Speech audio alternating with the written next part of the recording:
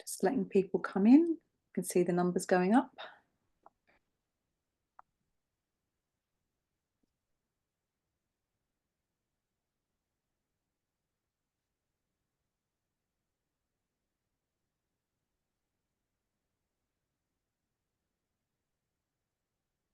Vanilla, can you confirm how many we're expecting, just so I know when to kick off, if we're waiting for many more? About 50 something registered. Okay, good. So we're up to almost 30 at the moment. So we'll just give it another minute or two.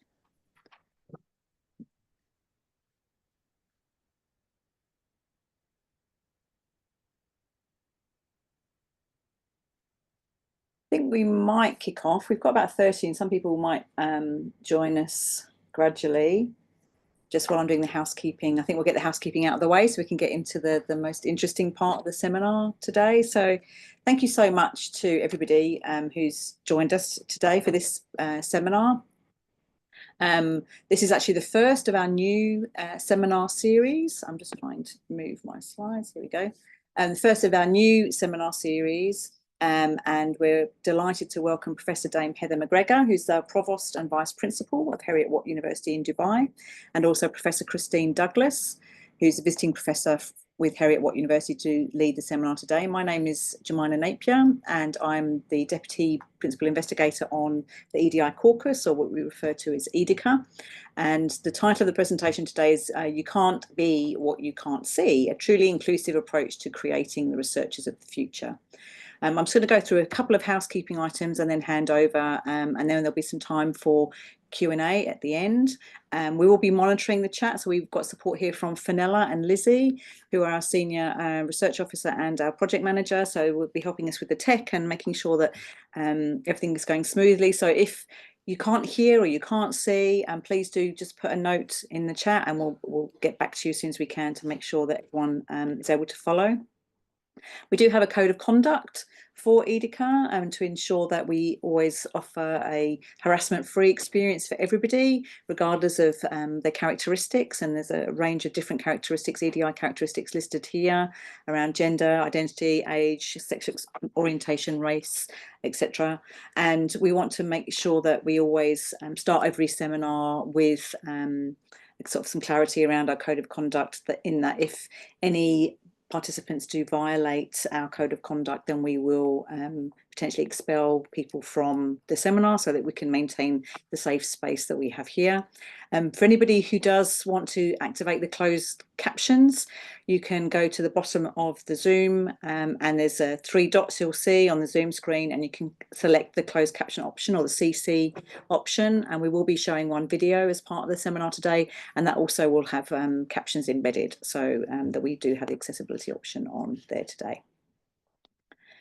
So just a few more housekeeping functions and functional pieces of information. So if you want to have a question raised during the Q&A at the end, please use the Q&A function to type your question. And you can also upvote a question. So you can actually like a question, sort of the thumbs up on a question that someone else posts. And the more thumbs ups we get or likes we get on a question, that will then prioritize the questions that get asked. And especially if time is limited, we'll need to sort of prioritize. We're not able to get to all of the questions, but we'll see how we go and we'll try and cover as many as we can. And we have enabled the chat for community discussion, but again, we need to keep it focused to the seminar, what's being discussed, and keeping comments appropriate, please. For those of you who might be new to our seminar, this is a new seminar series, but we've also hosted lots of other webinars and seminars. But for those of you who are joining us for the first time, just to give you a bit of background on EDICa. So the EDI caucus is actually funded by the UKRI with additional support from the British Academy.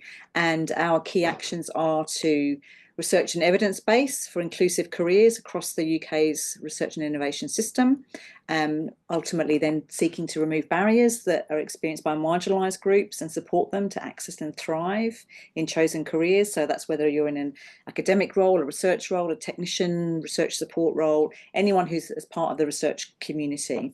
And through our processes, we're looking to create national and international communities of practice. And also we embed a co-design approach with stakeholders and people with lived experience in all of the work that we do, and also the work that we fund through our flexible fund scheme. So this is our research methods seminar series. As I said, it's the first one, and we have identified the need for rigorous research methodologies to really think about how people can embed equality, diversity and inclusion. And we're seeing much more pressures and much more demand for EDI to be embedded within methodologies. And so this seminar series has been newly created so that we can focus on dissecting, if you like, the various methods that are used, how we can make sure that methods are inclusive, both for the researchers conducting the research, but also involving participants, practitioners, and so that we can equip researchers and practitioners with various tools, frameworks and approaches necessary so that we can critically analyse and address EDI issues across various domains. So I'm very excited about this being our first seminar today. Just a quick promotion for our upcoming seminars over the next couple of months. We have 2 in May and 1 in June that have been confirmed, and more that will be coming up during the remainder of the funded caucus period. All of our seminars are recorded and stored on our YouTube channel, so if you can't make it or you can't attend the whole thing, please feel free to follow up watching the recording, and do promote the recordings too among your networks, because we're really keen for people to engage with these resources, free resources that we're making available as a result. So I think that's everything from me. I've managed to pretty much steam through. The last plug is for our website, which has all the information about our seminars, also about our work streams and all the various activities that we're doing, our flexible fund, and all the different projects that we have funded through the caucus. So please do take time to explore the website. We're in the process of creating what we're calling EDICa, like a resource for people to take on board, either things that are created through EDICa or pointing to other resources that are available too. So not only will does the website have information about what we're doing in EDICa, but we're developing a resource base across the board as well. So please do go and take a look at that. So without further ado, I will stop sharing my screen and hand over to Dame Heather and to Chrissy for your presentation, and look forward to sharing the Q&A at the end. Over to you. Hello, everybody. It's lovely to meet you all. As Jemina said, I lead our campus, Heriot Watts campus here in Dubai. I'm going to share my screen, and I'm going to be the chief screen sharer for us today. So I just need to move this into slides screen. So hopefully everybody can now see me or see the slide. So I'm Heather. I was actually the EDI lead on EDIC, the Heriot Watts big project that we won at the end of 2019, but because of COVID, the funds were not released until the summer of 2021. And in that project, right from the bid, actually, so the back end of 2019, I wrote into the proposal that were we successful in winning the bid, that we would do a project where we would film a representative, well, I say representative, but a group of people across the EDIC project, with the idea that we would inspire the next generation of researchers. And I always had this vision that we would do it. We wrote about it in the proposal, but very shortly after we were finally given the money in the summer of 21, I realized that I would probably be away in Dubai for the duration of the project. And I also knew that I wanted, as my co-investigator, Christine Douglas, who had known for many years, and I knew that she'd done a huge amount of work in filming people in the partly actually in the medical area, but she'd also done her master's in science communication, and she'd done her PhD on filming people who had cancer. And so I knew that she was very talented in this area, and I was very grateful to persuade her to come on board as my joint co-investigator. And really, she has been the principal investigator in this project. So we're going to talk about these things today. I'm going to hand over to Chrissy, who is going to tell me when to change the slides. Thank you, Heather. Thank you for the introduction. It's a pleasure to join you all today. As Heather said, we're going to very briefly, hopefully in 15 to 20 minutes, just give you an overview of our methodology and to hopefully open up enough time for us to discuss this and get feedback from you as well, if you'd be kind enough, about the processes that we use. So as Heather said, we wanted to invite people working with EDIC to be role models, to be video role models. And we wanted to frame this in an inclusive, participatory methodology. So I'm going to quickly go through this methodology with you now under the following headings. And if I could have the next slide, please, Heather. So there's strong evidence from across STEM education and career trajectories of historic and persistent underrepresentation of people who are minoritized and marginalized in the UK. And it's also important to know that STEM careers are often better paid, they're more secure, they have greater opportunities for professional development and career progression than other sectors. And it's vital, we feel, that people from all backgrounds have access to these benefits. So underrepresentation is both hindering scientific progress and it is unjust. And if we're to make meaningful progress, science can no longer be separated from robust considerations of equity, diversity, and inclusion. If I could have the next slide, please, Heather. So Gladstone offers a quick, easy definition of a role model, but I just want to flag the word successful here. All the evidence suggests that role models don't need to be successful. Indeed, too much success can be demotivating both for students and indeed for people contemplating becoming a role model. So success should be achievable and relatable over successful sort of every time.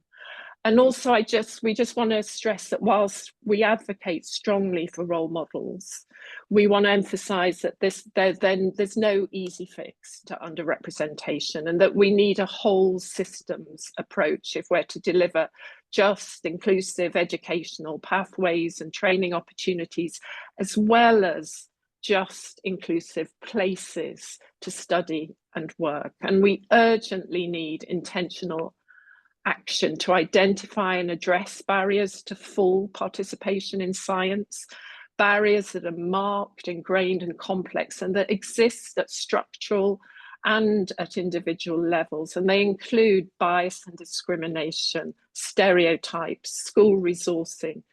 Indeed, one of the biggest filters for STEM participation is access to triple science at school. So whilst the landscape is complicated, role models are an important part of education and career development. As part of wider EDI strategies, they can and do change beliefs and can and do support and motivate young people into a much wider range of careers than they might already have selected. And really importantly, role models are highly valued by students.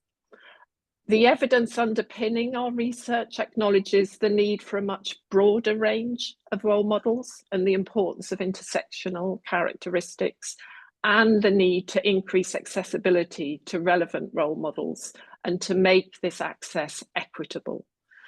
And we also need to give greater consideration, if I can have the next slide, please, Heather, to being a role model. And there are many challenges to being and becoming a role model, which are largely unexplored in the literature. And we wanted to both raise awareness of these challenges, as well as to seek to address them in our methodology. And so we wanted to invite and support people from wide-ranging backgrounds to be role models. The focus of many interventions is on gender and race and ethnicity, which, whilst vital, we have very few disabled role models, and we have very few LGBTQ+ role models. And indeed, again, there is this lack of focus on intersectional characteristics. And we wanted to make the concept of role modelling everyone's responsibility. This isn't and cannot just be the work of minoritised and marginalised people. And in exploring more of the lived experience of role models, it's riddled with shocking examples of bias and discrimination, the very bias and discrimination we're seeking to overcome. So role models absolutely need to be valued, supported, resourced, elevated, and embedded into the fabric of STEM. So the next slide, please, Heather. Thank you.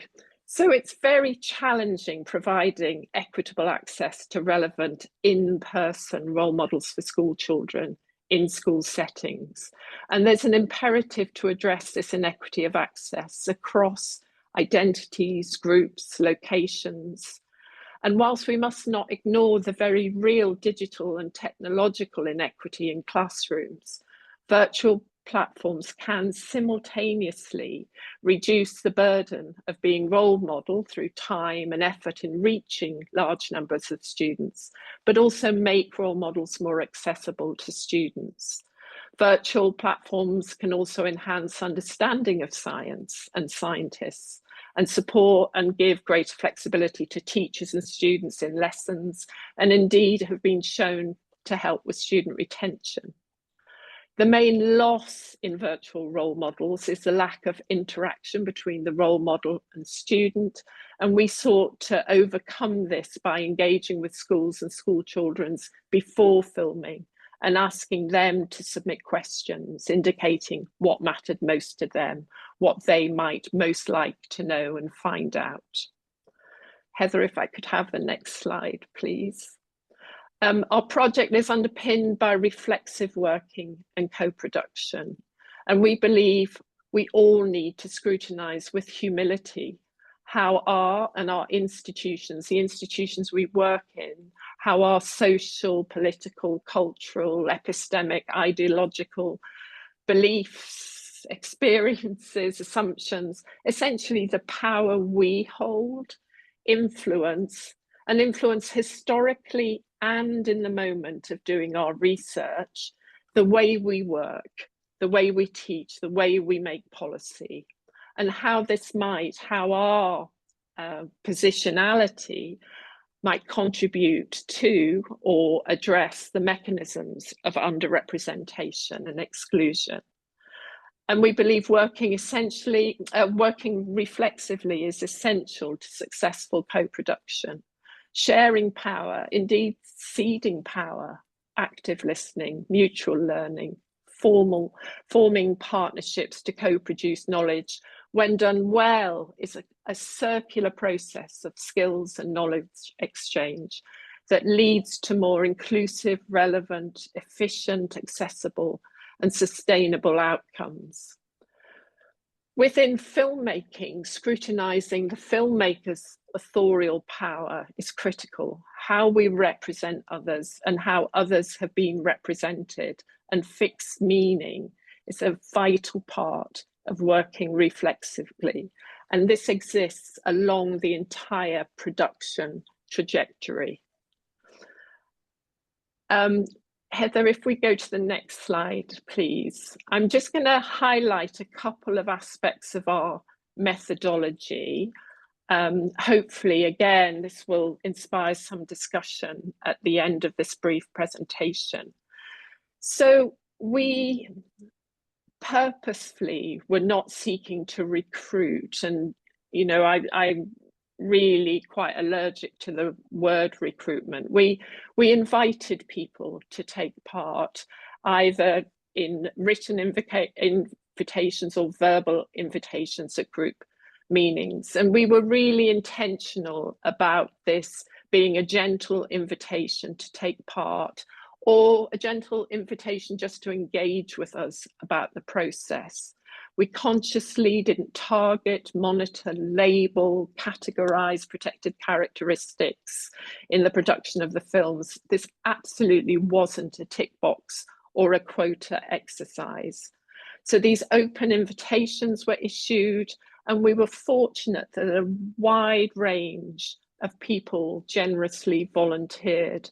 across different characteristics, some with intersecting characteristics, as well as different roles, stages of education, different stages of professional development, careers, wider backgrounds, and indeed different psychological and personality traits, which we know are important to inspiring young people. And whilst diversity is clearly evident, either talked about or physically apparent in most films, we're left without being able to explicitly state the diversity of participants, or indeed comment on non-visible or undisclosed characteristics. I mean, for us, this wasn't problematic, but it is interesting in discussions that have followed about, for example, how we might index the films to make them more accessible. Another point I'll just briefly highlight is collaborative editing. It's all very well having a participatory process where our participants chose what mattered most to them, what they wanted to prioritize, what they considered important. It's so important you continue this participation into the edit suite, because the edit is where meaning gets fixed.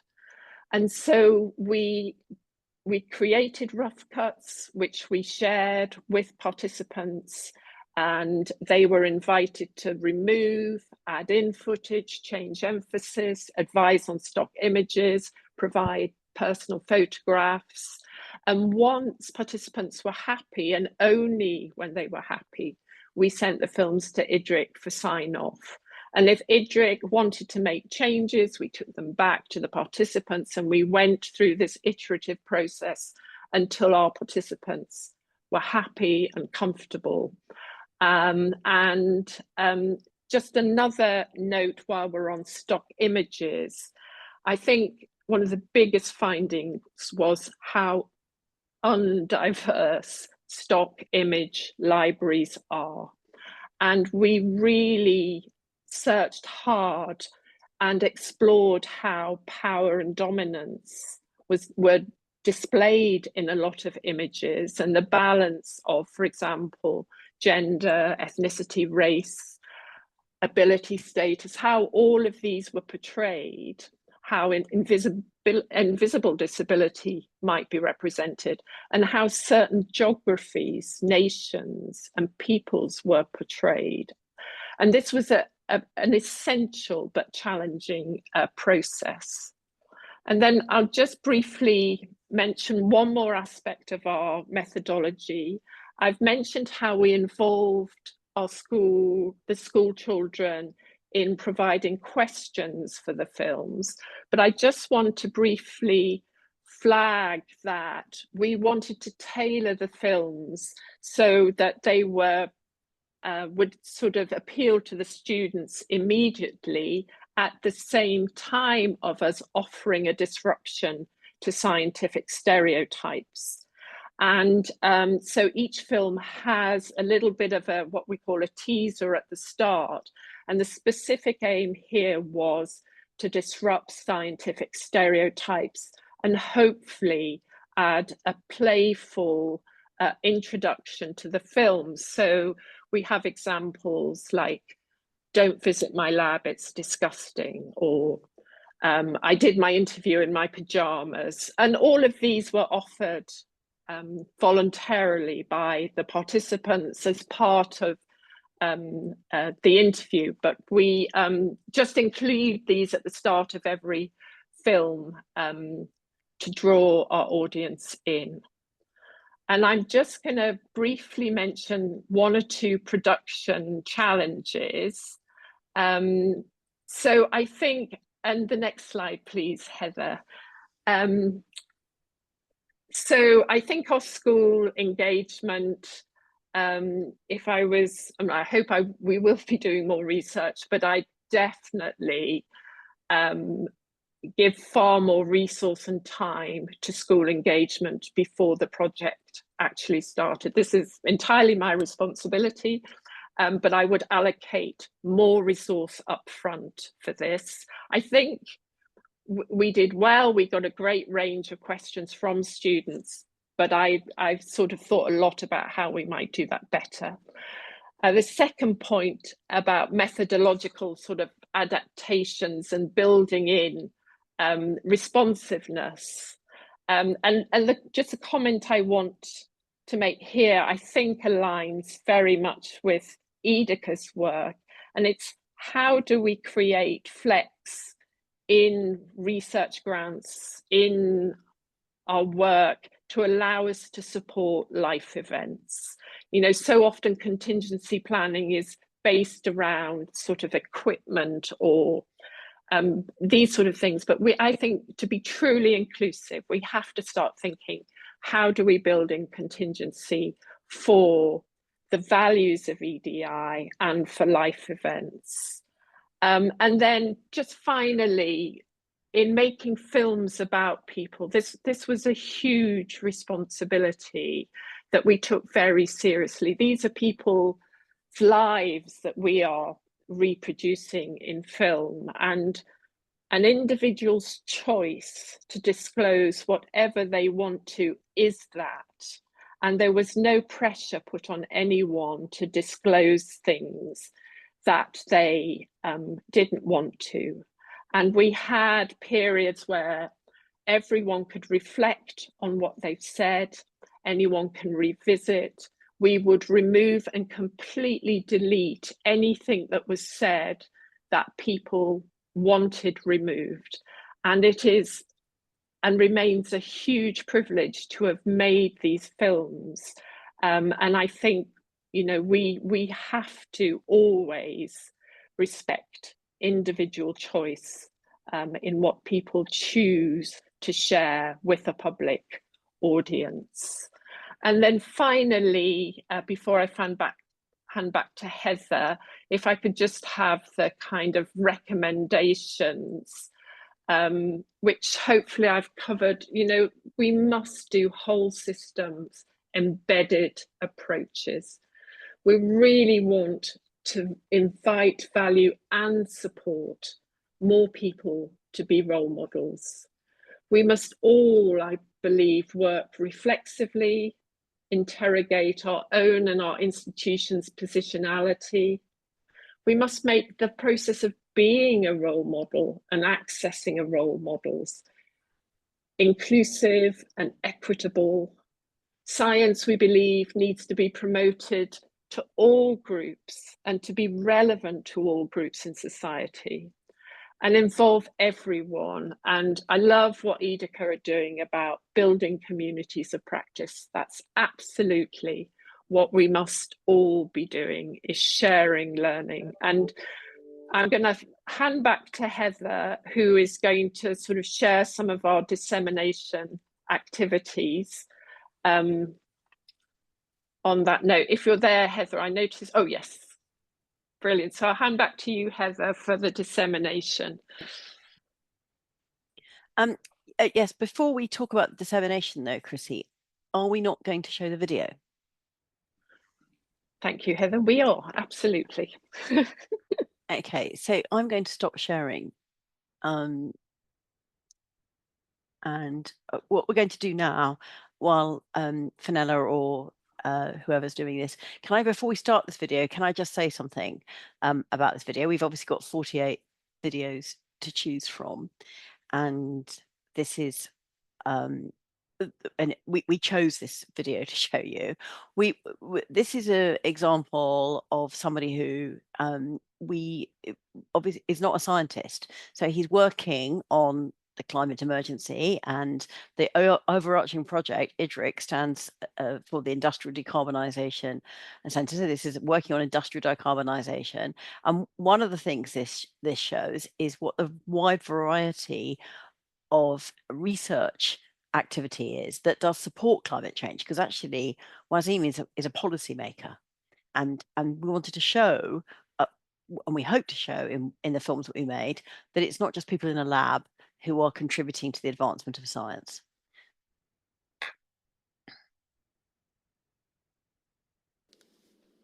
I was very bad at school.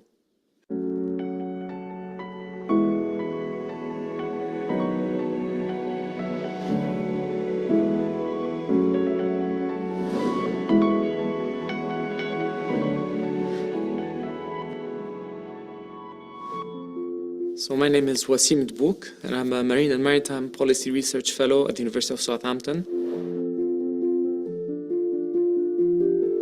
I'm part of the EDIC project with colleagues at the University of Southampton, where we're looking at the transport of CO2 from industrial clusters like Southampton to other clusters in the UK with nearby geological storages. My role within that project is to look at the legal and regulatory framework governing the transport of CO2 by ships and pipelines, with view to make recommendations to overcome some of the barriers holding up progress around that technology. Sometimes looking back, I'm not sure how I ended up in the position that I'm in now. I come from a different country where I've studied in French and in Lebanese. I shifted from wanting to practice law as a lawyer to actually wanting to conduct legal research with colleagues in other disciplines to provide a more comprehensive solution to the problem that we're facing. When I came to Southampton, I wasn't really sure what I wanted to do. I've always had a strong connection with the water. I grew up in a coastal town that's really famous for its ports and beaches, and I knew that I wanted to work with the water. But the picture didn't become clear until I started doing my PhD. The PhD period was really instrumental, finding where my role could be most influential and stepping outside of my comfort zone, expanding my horizon forcefully almost, just to satisfy that thirst for more knowledge, for what would actually make the biggest impact for us as a humanity. I wasn't the biggest fan of scientific disciplines when I was studying at school. And I was always more interested in history or geography or philosophy. Not that I was good at them, but I was more interested in them. So I've always been practical and interested with humans and how we live and what drives us and how our philosophies have changed and continue to change. I was very bad at school. My brother is the first person of my family, my entire family, like extended family, to go to a university. There was definitely a barrier to break there in terms of even communicating with my own family around the things that I would like to achieve and how I wanted to achieve them. I felt like I was swimming against the current, even within my own family. And then looking at schools and the educational system and your environment, we end up believing the limits that we're seeing there. I think it's really important to appreciate educators and family in terms of the guidance that they offer, but I think we need to remember to look for our own purpose and to push for it, even when we feel a bit of resistance. So what is the average starting salary for someone in your position? As a research fellow who doesn't have lecturing responsibilities, I think the salary range would be different whether you're in London, of course, or somewhere else in the UK. For research fellows who are based outside of London, I would imagine the salary range to be around 30k mark for a research fellow. But if you're lecturing also on top of that, then it would jump to the 37, 38k per year, a sort of salary. Through securing more and more research grants, you're gonna be more and more prominent as an academic, and then you could charge for your consultancies basically, whereas as an early career researcher you see that as something that's so far off, is so difficult to reach, and you're surrounded by people who are so good at their jobs as well that it's a test of character to stay on that track because you believe in it. So as an individual who's really interested with sustainability and the future of our planet and the people on our planet, I think the highlight of my career so far was to travel to Glasgow last November and go to COP26 and getting a real sense of the global impact that the work that we're doing could have because of this diversity that I saw there.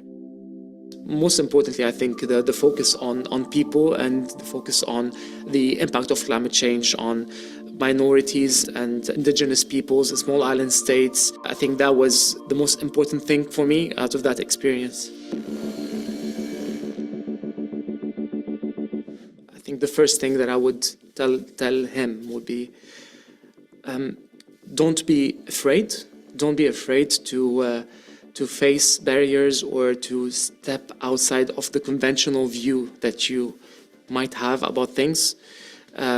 Trust your intuition, and always look to be aligned with your purpose.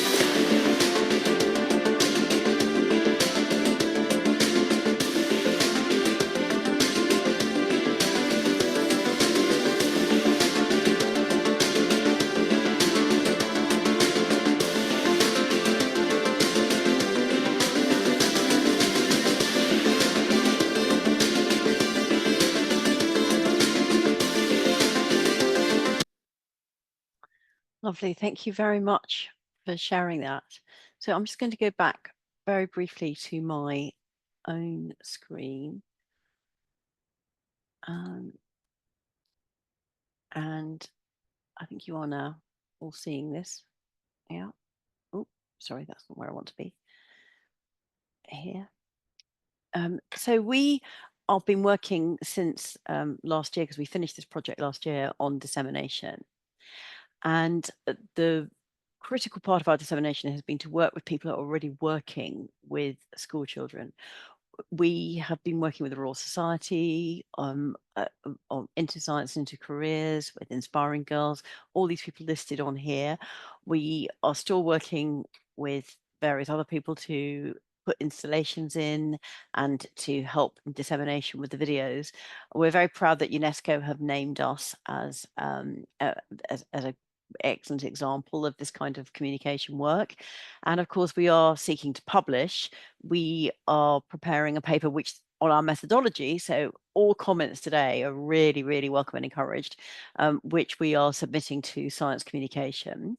And then a little bit further down the road, we're working actually on another paper on a lot of the things that we worked on in EDIC on diversity and inclusion didn't actually work as well as this project, and so we're also looking at what didn't work.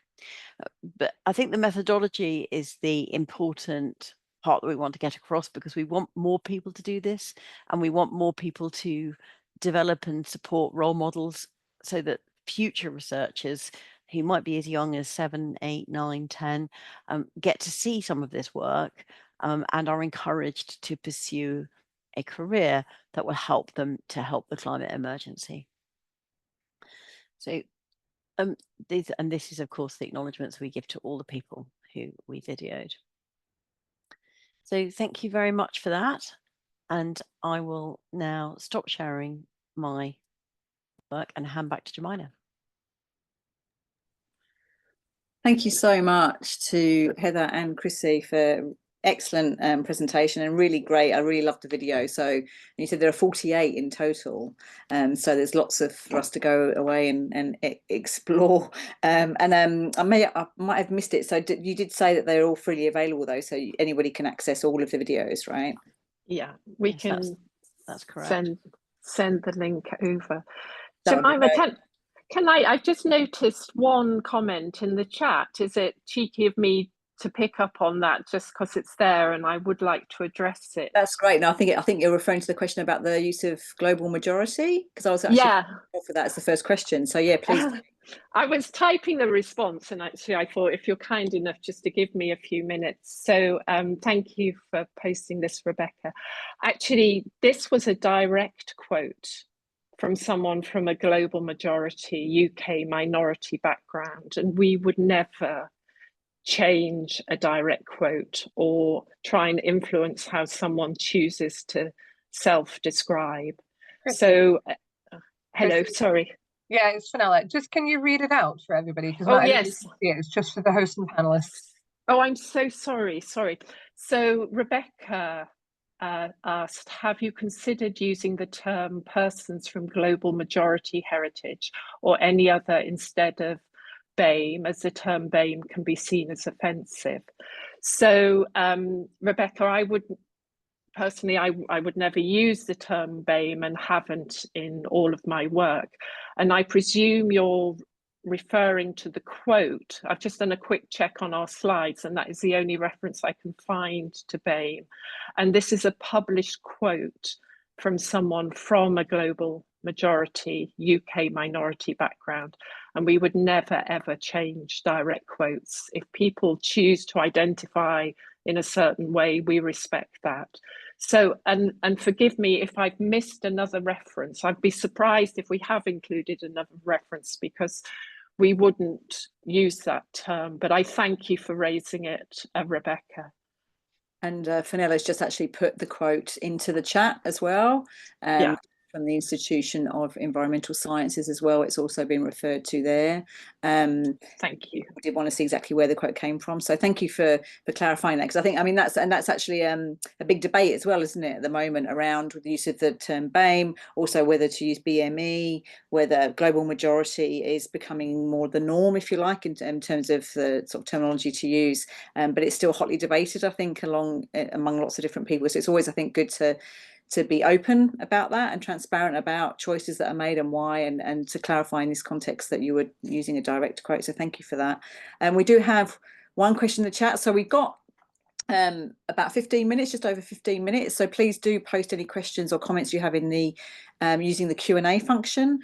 We've got one from Nikolaus who says, what has been your response from school children so far? So you've talked about the project, making the films and the dissemination.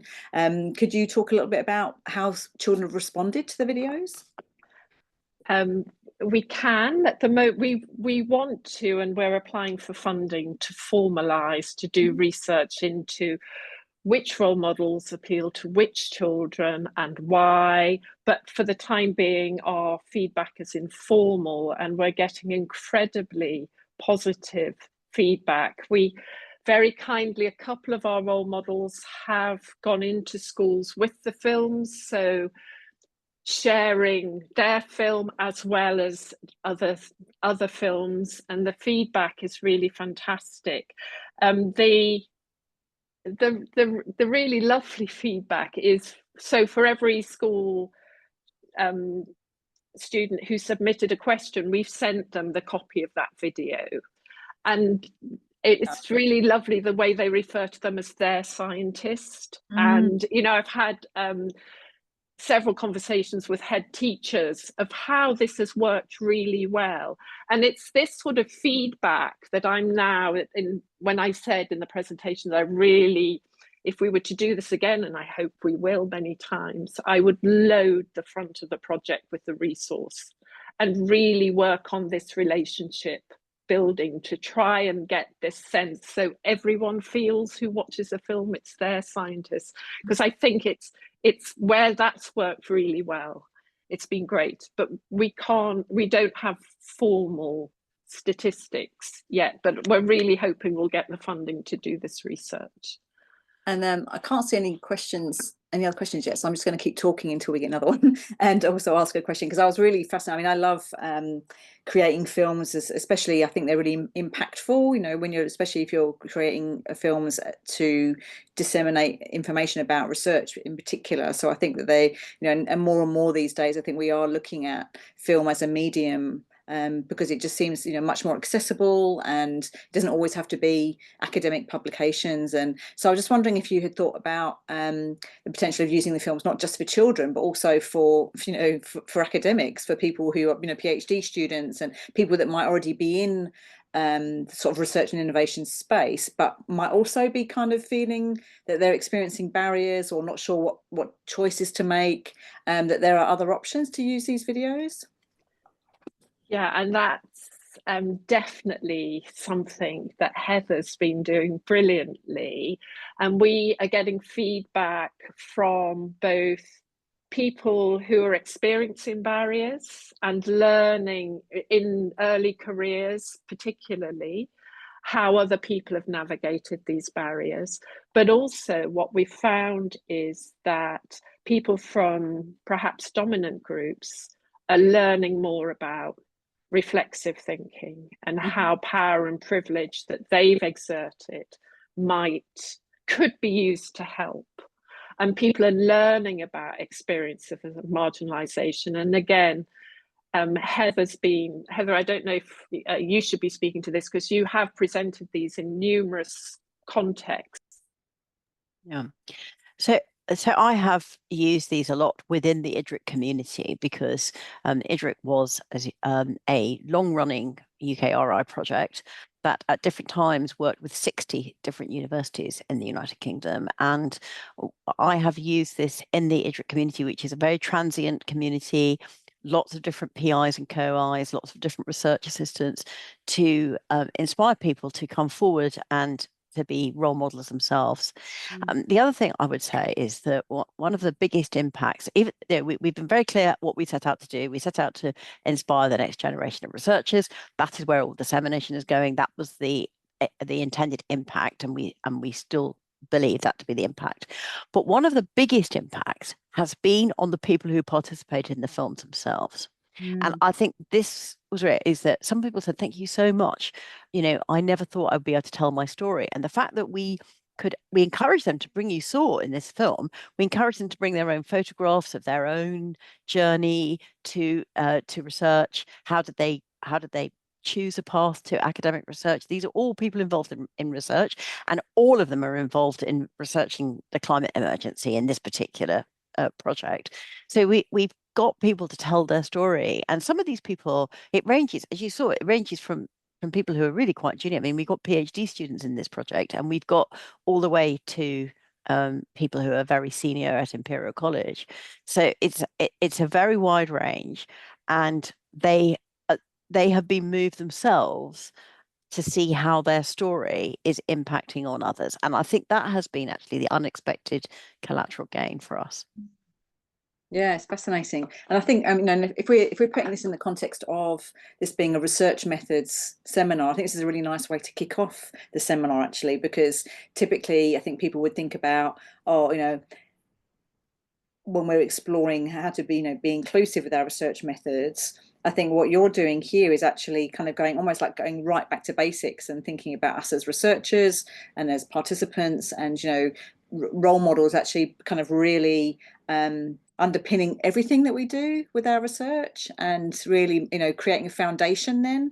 So I really like the fact that this has been the first seminar, because I think that all the methods we talk about for the remainder of the seminar will be able to kind of reflect back on this presentation and thinking about, who are we including in our research, and who are we showcasing in our research, and who are we inviting to participate, and who are the role models out there. And then there's all these videos, so I think we'll be able to kind of refer back to these videos a lot, actually, during our seminar series, as a kind of reference point for people when they're exploring research methods, because we are at that critical point of thinking about how do we make our research more inclusive, not just for people doing the research, but I think for the people participating too. I think, which is one of the really critical things that we are sort of starting to pay a lot more attention to. So I think this has been a really, really nice way to kick off the seminar.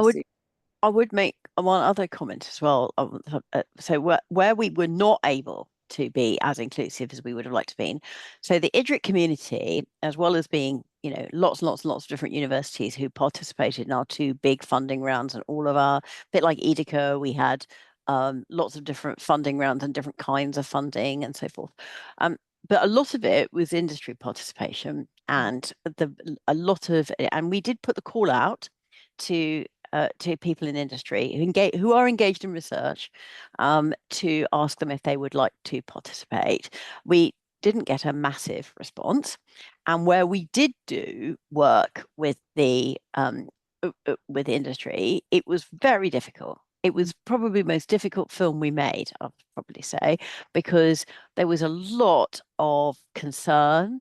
We were able to film researchers from the University of Southampton, as you saw today, freely. In fact, the University of Southampton thought it was a very positive thing. And in fact, a lot of universities have gone out and used our videos in their own communication. The University of Aston in Birmingham went completely over the top on things like International Women's Day and all this kind of thing in using our films. Right.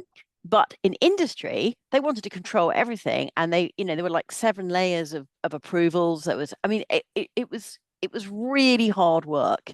And by the way, I think that the resulting creative treatment wasn't nearly as good as the work we had done in universities. So that was a big disappointment to us, wasn't it, Chrissy? Yes, I mean, as it was, there were a couple of industry people who would buck that trend, but yes, I mean, certainly one of our most challenging collaborations was very, very difficult with industry, where I think sort of corporate messaging was trying to take over. It was a real power dynamic.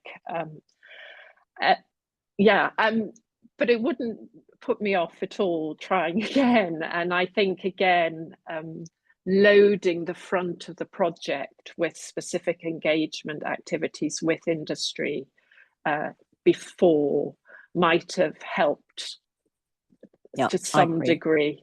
There are things we could do next time round to make sure that worked better.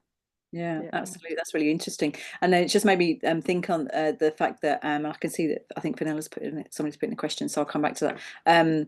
I was at the British Academy held the SHAPE conference, its first SHAPE conference. So looking at social sciences, humanities and the arts for people in the economy. So basically looking at all of the kind of various disciplines that are not STEM.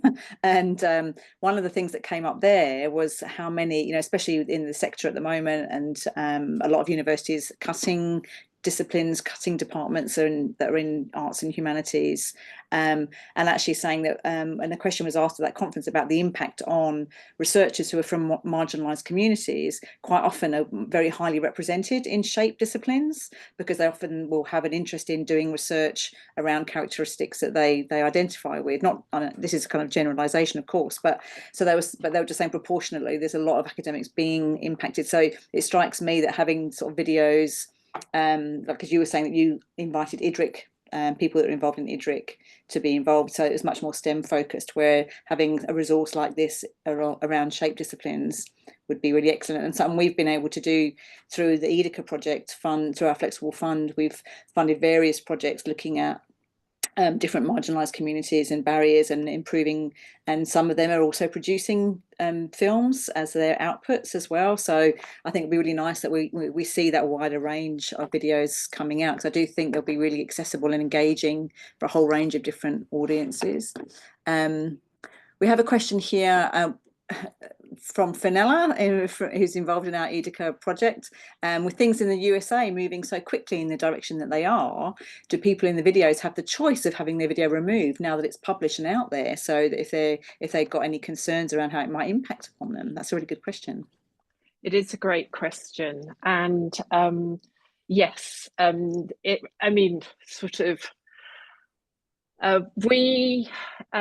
this occupied an awful lot of Heather and my discussions about, do we permit free downloads of all the videos? And, for accessibility purposes for schools, being able to download all the videos might be fantastic. And a couple of organisations have asked if they can download the videos. Now, for the time being, we've resisted that. Because so many of the films contain very personal photos, and this idea of that, I think I mentioned that film fixes things. Yeah. And I don't know about everyone here today, but certainly if I'm talking, for example, about my disability, that depends on the context of where I'm talking, and the idea of fixing that in film, for me, for one context, I probably wouldn't want it shown in other contexts. So, we've been really careful, and we are saying no to downloads. So absolutely, yes, if someone came to us and said, please take my video down, we would do it. There's no question. And we can do it unless they've been sharing and downloading themselves. Harriet Watt, we're pretty confident we've had control over all downloads. So yes, it could and should be removed. But, we have been under pressure to let schools, let our audience have greater access to download, to share. So it's a great question. It's an interesting debate. Have we called it right? I don't know. I think legally, Harriet Watt wouldn't have to, but morally, we live our values. Absolutely, that video would come down. There's no question. I don't think anyone would disagree with us. So thanks, great question. Yes, that's safety, isn't it, rather than the legal obligation? It's just kind of we've got to live our values. Yeah, absolutely. We've got to, and I hope no one would ever feel that they would have to do that, but I'm sympathetic to why they might. Jemima, if we've got 2 seconds, I loved what you were saying a couple of questions ago about well, I read it as we've got to blur the boundaries between the researcher and the research. And, you know, I've been talking today about participants, and I've just been sort of madly reflecting on that. You know, was I the participant in this? And were my collaborators actually the researchers? And I think this is how we need to think about research. We need to kind of, you know, we're all either research participants, or we're all, you know, co-producers. We're all not, and this sort of leveling of research, whatever our disciplines, we no longer research others, that we are all part of the research process. And this for me is a real aim in co-produced research, and it's something that is becoming increasingly more successful within the healthcare context that I'm more used to working in, where, and this is why I'm allergic to recruitment as a concept. You know, we can't recruit people. That's immediately a power dynamic in there. You know, we all invite to co-produce knowledge about situations. So I loved how you, well, that's how I read what you were saying. So thank you. I was intending. So thank you. Yes, taking that to the next stage. We don't have any other questions. It's 2 minutes to. So any final thoughts, comments from you, Chrissy, or from you, Heather, before we wrap up? No, I just want to say thank you. Yeah, thank you for the chance to showcase our work. You know, we're in the middle of writing this paper, and it's really helpful to us to get our focus, our thoughts, and get it. I hope you've all enjoyed it. I'm so proud of the work we've done. I'm very proud of my co-investigator for her work on this, and I like to think that we have created a body of work that will inspire the next generation of researchers, and that they too will be prepared to go out and do that all over again. Absolutely. Thank you both so much for taking the time. And I'm seeing lots of claps and little heart emojis rising up as people are sending their well wishes to you both. So thank you so much. And Fenella has put in the chat links to upcoming seminars over the next couple of months. And do again, go to our EDICa website, and you'll find links to all of our videos for previous seminars. And thank you again to both of you for your time. And we look forward to seeing the publication that comes out, and any other work that you might, hopefully if you get that funding to do the follow-up work with the school kids, that would be really interesting to hear more about that, hopefully another time. Thanks everybody. Thanks everyone for joining us. Thanks. Thank you. Bye. Bye.